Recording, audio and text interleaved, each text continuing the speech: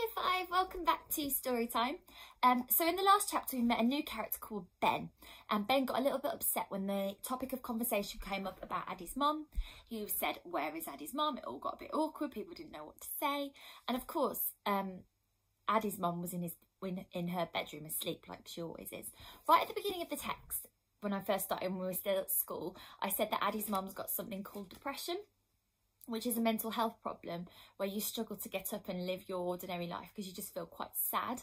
And we found out in the last chapter that Ben's wife had it too, which is why he got so upset. But we don't know where Ben's wife is. Is she still in the tower? Because now it's completely fallen down. That was Gaia's tower. Or is she somewhere in their building and she just hasn't come up to speak to anyone yet? So let's see if we find out any more in this chapter. Chapter 38. The next night, Dory asked me to take a plate of dinner to Ben. I suppose he doesn't want to eat with us for some reason. He has moved into a flat on the floor below Dory. Dinner was what Dory called a mishmash tonight. Some rice, some kidney beans, little chopped up onions and thick slices of Frankfurt sausage, all fried up together. I liked it. I knocked at his door and Ben calls me in.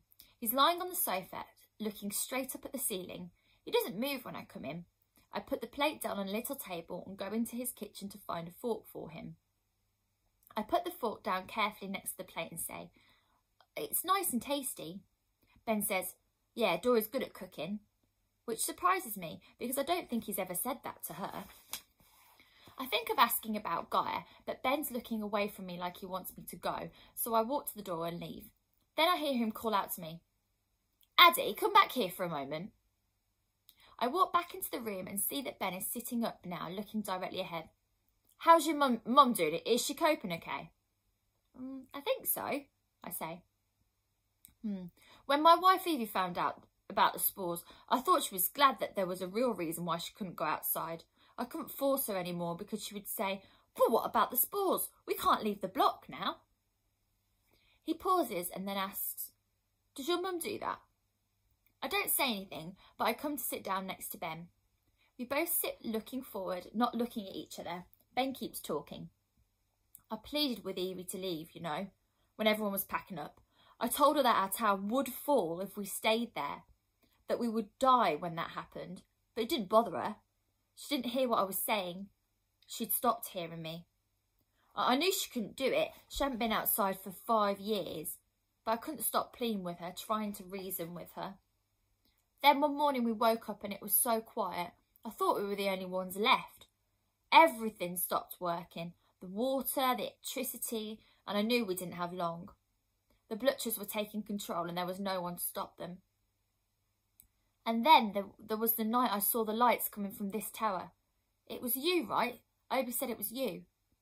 I nod. "Yeah, I could see your tower was protected somehow, that the Blutchers weren't touching it. Ours was slowly crumbling beneath us. I hoped that you would come for us. You were our very last chance.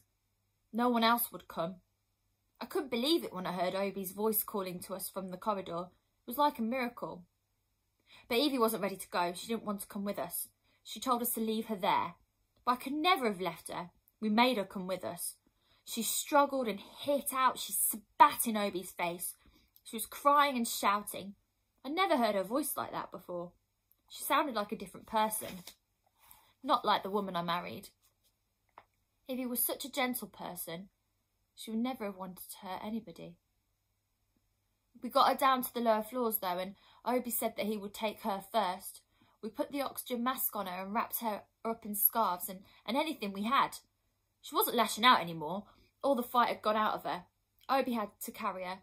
She couldn't stand properly. I watched them leave from the window. They made it almost halfway to your tower. They didn't have far to go, but then she seemed to come alive all of a sudden. She started thrashing about and Obi couldn't hold her. I don't blame him. I blame myself. I should have carried her. Maybe she wouldn't have started struggling if I'd been holding her. She fell to the ground and pulled off her mask, pulled off the scarves, and that's how she died. Just by breathing in a lungful of the outside air. Only took moments. From where I was standing, I could see Obi trying to revive her. But then he had to just take her mask and walk away.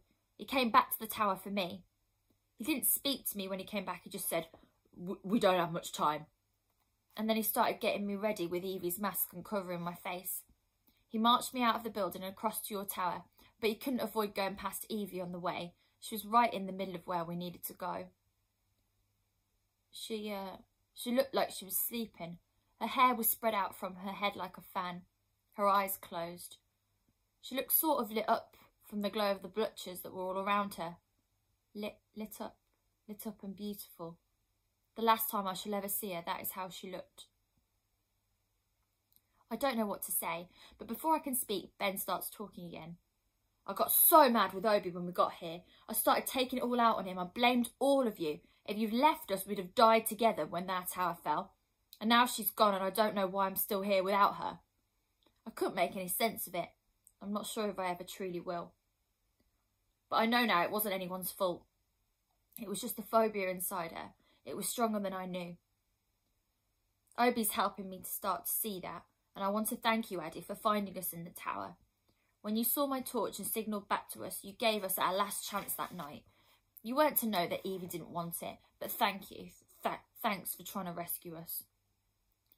Tears ran down Ben's face and fell onto his trousers, making little wet circles, but he doesn't stop to wipe them away. They just keep falling.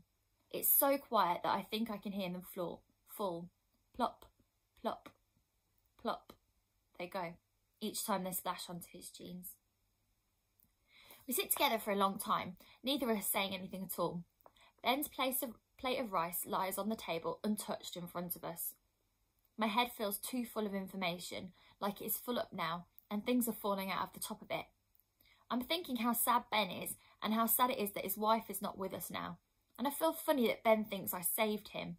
I was only thinking of Gaia, really. That's who I thought I was rescuing. And when I think about all these things, I can feel tears suddenly appear in my eyes, but I blink them away. I don't want to cry in front of Ben. I don't know how I can stand up and leave Ben on the sofa crying, but in the end he says, you better get going. Thanks for bringing the food down. I know that he wants me to go. I don't think I was afraid of Ben before exactly, but I didn't trust him in the same way that I did Obi and Dory. Now that he's told me about his wife and cried in front of me and everything, it's different now. I think we understand each other a bit better. I think I can trust him too. I get up to leave, but before I go out through the door, I turn round. Ben, did you know Gaia? She lived on the 17th. She had 2 brothers. Ben looks up at me and I can see he's trying to think. The family with 3 kids. Yeah, 1 girl, 2 boys. Yeah, I think I know them. Do you know where they are? They packed up and left, like everyone else. There was no one but me and Evie there by the end. Oh, okay, I say. See you tomorrow. Yeah, see you tomorrow, Addy. Sleep well. Even though my head hurts from thinking about everything, I can't stop myself from smiling as I walk down the corridor. I speak to Gaia in my head. You're all right, I say. You're all right, you're all right.